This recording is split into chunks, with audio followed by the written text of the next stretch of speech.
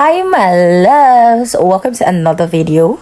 In this video I am just going to be taking you through how I made my chin chin on this day, or how I make my chin chin basically.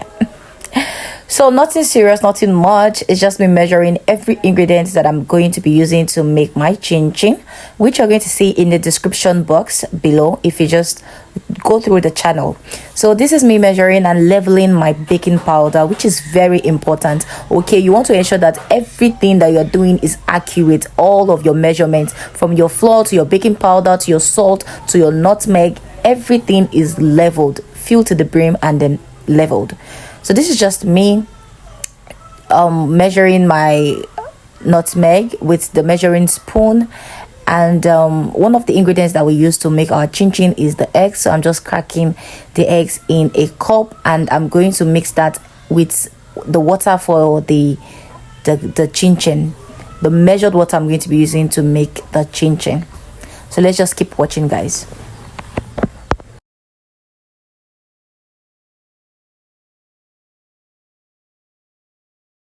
So these gloves I'm putting on is for some of those very hygienic people that usually complain about food vendors or food content creators that don't wear their gloves. So I'm just putting for righteousness sake. It's not like even with the gloves you can't catch germs, but yeah, anyways. So that's my butter, my baking powder, my flour, everything, every dry ingredient mixed on its own. Okay, so I'm mixing my sugar and my flour together.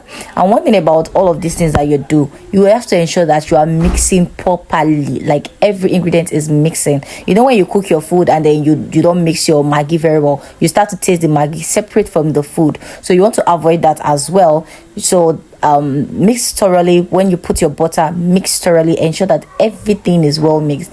I forgot that I wanted to put this milk flavor. It's totally optional. So when I remembered, I was like, no, I'm still going to add it because I needed that flavor in my chin chin. Now, one thing I like to do is when I measure my water, the accurate measurement, of course, I usually just like to take a little out of it, just because there are different types of flour. Of course, even for an all-purpose flour.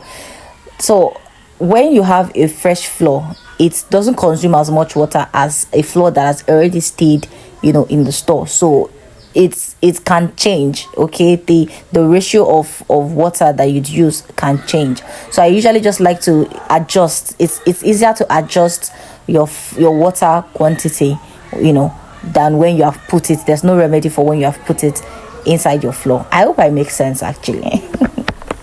So yeah, I just create a hole in my flour and begin to mix gently.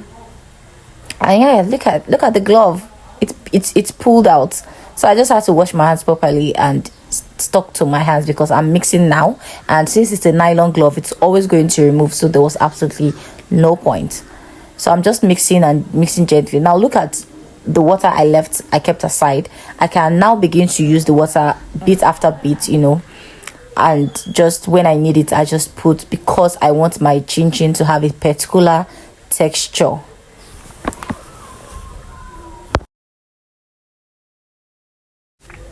So after thoroughly mixing, this is what my dough looks like. It's chin chin dough, so that there doesn't have to be so much stress on it.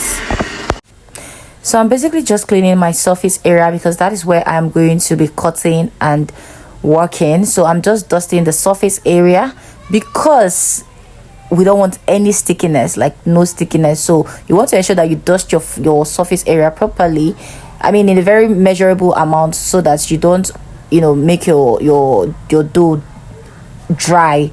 Okay, so it's in between not sticking and dryness. So that's our dough. I'm going to divide it because I don't have the power to start rolling this out. I'm just going to have to divide the dough into two so that it's easier for me to work with.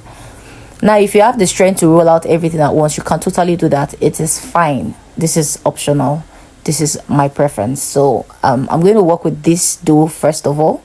I forgot to mention that I allowed my dough to rest and sit for a while before I began to work on it.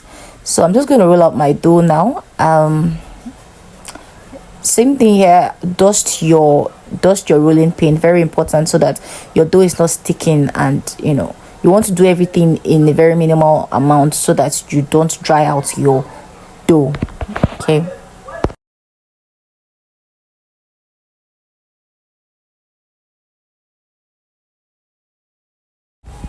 Also ensure that you roll out your dough properly, because you don't want your chin chin to be too thick. And if you are selling, if you are a seller, you sell chin chin, you don't want your dough to be thick, because you're not going to make gain. That's too rich, and I don't even think anyone would actually like so thick kind of chin chin. Chin chins are not meant to be that thick.